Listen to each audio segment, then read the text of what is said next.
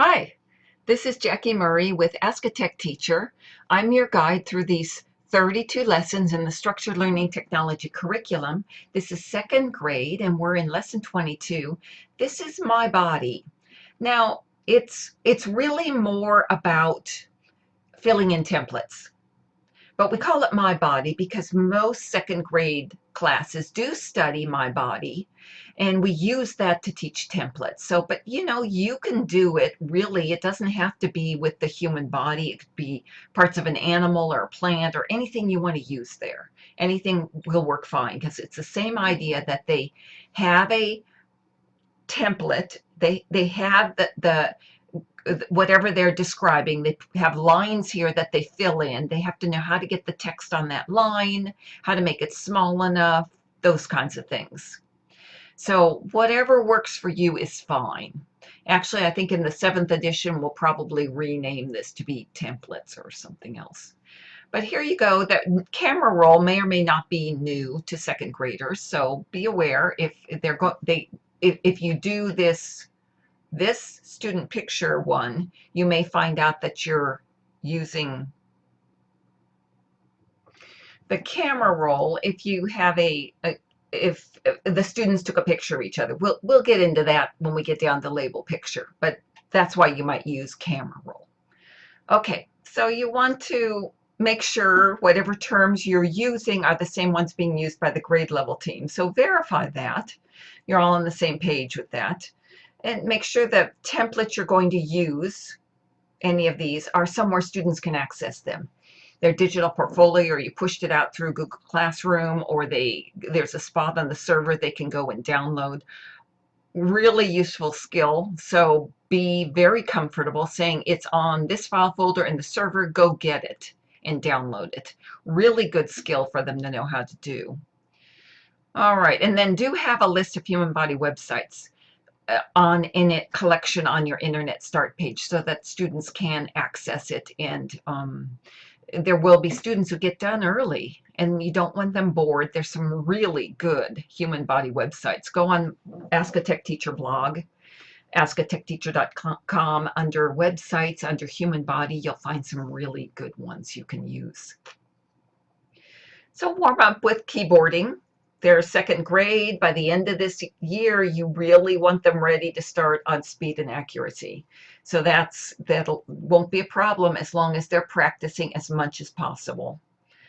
Okay, so you're going to introduce your subject, whatever it is. We're going to use human body as an example. So a couple websites to introduce it. This is from BrainPop, but if you don't have a BrainPop subscription, you can use one of these other human body websites here from this link. You'll find one without a doubt that works well for you. There's 3 ways you can do this. So first, fill in the blank template. Provide them with a template and then have them fill these blanks in. So they have to know how to annotate a PDF if you're using a PDF, how to annotate a picture, and how to it'll have the lines, but then how to make sure the text shows up on this line, how to edit text they put in case they spell it wrong, that sort of thing. So very useful skills for them to know anytime they're using a template, then they can do it with their computer. So that's what this one is. They can, once they have it filled in like that, they can draw and color it and put stamps and all sorts of things to make it more personal. But this is kind of what it'll look like when they're finished. You can get this template from Enchanted Learning, or you can make it yourself like we've made it, like this one. You can just kind of use that and make it yourself, add your own lines. iPad schools use this one. Chromebook schools use this one. Use your drawing programs if you want. And pretty much just let them loose to do it.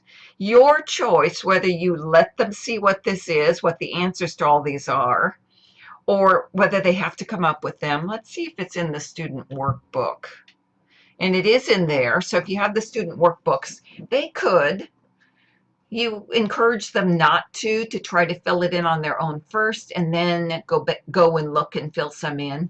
I usually max it out at maybe 10 because otherwise they'll spend too long on it. They won't have time to do the decorating. Your choice, though. Okay, the other option is to take their picture with their camera, download it or upload it from their camera roll, and then mark it. Put their name on it, and then draw their own arrows and type in what they are. So just fill it in like that. They can take a goofy picture of themselves, whatever works. Or use a generic child like this, like they did here.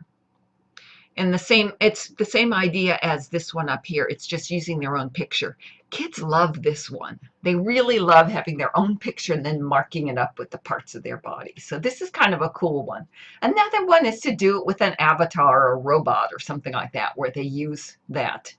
And they bring that up, and then they get a kick out of, okay, it's not quite so obvious where the knee on a robot is, so they have to think a little harder, or the elbow, or the arm, or the stomach.